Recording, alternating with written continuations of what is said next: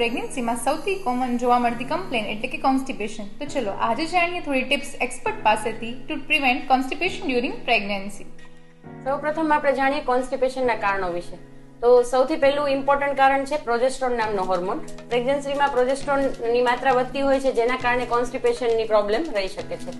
Second કારણ છે કે પ્રેગ્નન્સીમાં તમે થોડો વધારે આરામ કરતા હોવ છો. ત્રીજું રીઝન અર્લી પ્રેગ્નન્સીમાં કોન્સ્ટિપેશન માટેનું એ છે કે તમને ખોરાક ભાવતો નથી, પાણી કડવું લાગે છે, એટલે પાણી અને ખોરાકની અમાઉન્ટ તમે પ્રમાણમાં ઓછી લ્યો છો, જેના કારણે તમને કોન્સ્ટિપેશન થાય છે. તો એના માટે શું આપણે કરી શકીએ કે જે તમે ઘરે બેઠા પણ કરી શકો, તો એ આપણે જાણીએ. ફર્સ્ટ છે કે પાણીનો અમાઉન્ટ તમારે વધારે રાખવું જોઈએ.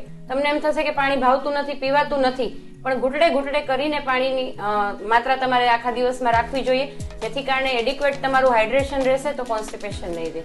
સેકન્ડ ટીપ કે ગ્રીન વેજીટેબલ્સ ને ફ્રૂટ, જે ફાઈબર વાળો ખોરાક છે, એ તમારે અમાઉન્ટ પૂરતા પ્રમાણમાં લેવી જોઈએ, જેના કારણે રેશાનું પ્રમાણ વધારે રહેશે આહારમાં, તો જેના કારણે કોન્સ્ટિપેશનની પ્રોબ્લેમ તમે સોલ્વ કરી શકશો.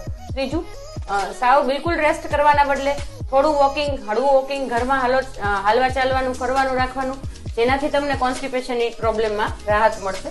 અને આ ઉપરાંત કોન્સ્ટિપેશન માટેની સિરપ જે હોય છે, લેક્ઝેટિવ સિરપ, એ તમે કોઈ પણ તમારા ડોક્ટરની એડવાઇસથી જરૂર મુજબ લઈ જ શકો છો. Thank you and follow for more such useful tips.